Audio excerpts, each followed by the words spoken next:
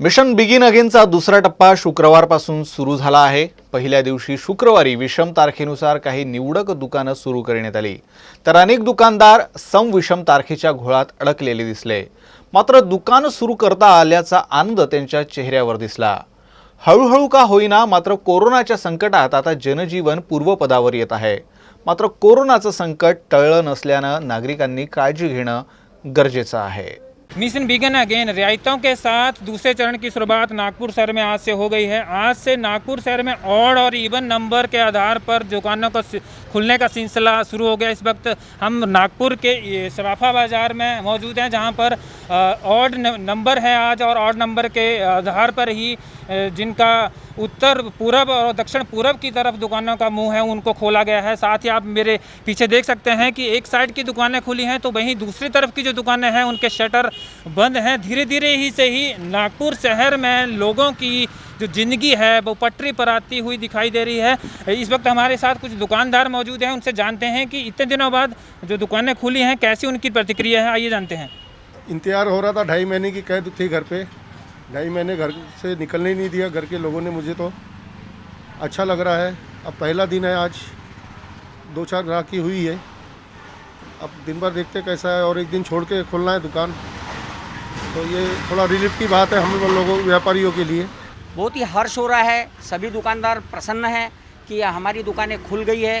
कम से कम हम 2.5 महीने के बाद घर से बाहर निकले हैं, और सभी प्रिकॉशन के साथ जो नियम है कि सैनिटाइज करना है, मास्क पहनना है, ये सारी व्यवस्था हर दुकानदारों ने रखी है।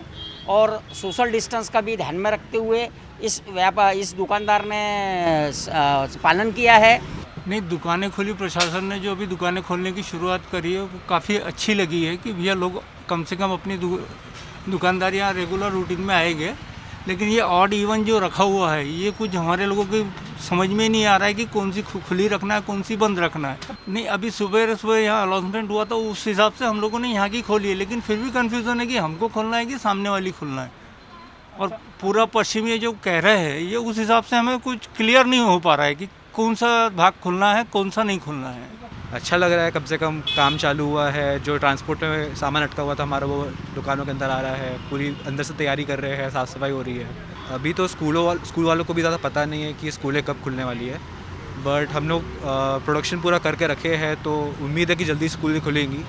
बट स्कूल के अलावा जो बाकी सारा सामान है, रोज़मर्रा के कपड़े जो होते हैं वो हम रखते ही है, तो उसके कस्टमर आज थोड़े बहुत आए भी हैं। इतने दिनों के बाद दुकानें खुल रही है तो हमें बहुत अच्छा लग रहा है, और काफ़ी दुकानदारों को भी बहुत अच्छा लग रहा है कि इतने दिनों के बाद दुकानें खुल रही है। लेकिन पुलिस शासन ने जब आकर हमें बताया कि कुछ दिनों के बाद में तुम्हारे को एक तरफ की दुकानें चालू मिलेंगी और एक तरफ की बंद मिलेंगी, तो हमको समझ में नहीं आया। लेकिन आज आने के बाद में हमें ये समझ में आया कि हमारे को एक तरफ की दुकान एक दिन चालू रखना है और दूसरी लाइन की दुकान दूसरे दिन चालू रखना है। लेकिन हमारे को यहाँ दिक्कत ये आ रही है, और भाई कस्टमरों को, जो हमारा माल चाइना से जो स्पेयर पार्ट जो आता था वो आना बंद हो चुका है, तो यहाँ रिपेयरिंग जो है महंगी हो गई है। जैसा मान लो अगर 100 की चीज़ है तो वो 200 में आ रही है, और 500 की चीज़ है तो 1000 में आ रही है। तो ये इतना कस्टमर यहाँ पे अफोर्ड नहीं कर पा रहा है, तो थोड़ी सी दिक्कत आ रही है। लेकिन आगे हो सकता है कि अगर मार्केट खुले तो उसमें कुछ रेट कम होंगे, कस्टमर भी अपना करेंगे, धीरे धीरे ये जो आगे बढ़ेगा। बिल्कुल बिल्कुल। मोबाइल मार्केट में दुकानदारों का साफ मानना है कि जो कस्टमर आ रहे हैं वो रेट ज़्यादा होने की वजह से आनाकानी कर रहे हैं, पर उनको भी आशा है कि धीरे धीरे ही से ही लोगों की जो ज़िंदगी है पटरी पर जरूर लौटेगी। कैमरामैन रजत कड़बे के साथ मैं करण ठाकुर, यूसीएन न्यूज़, नागपुर।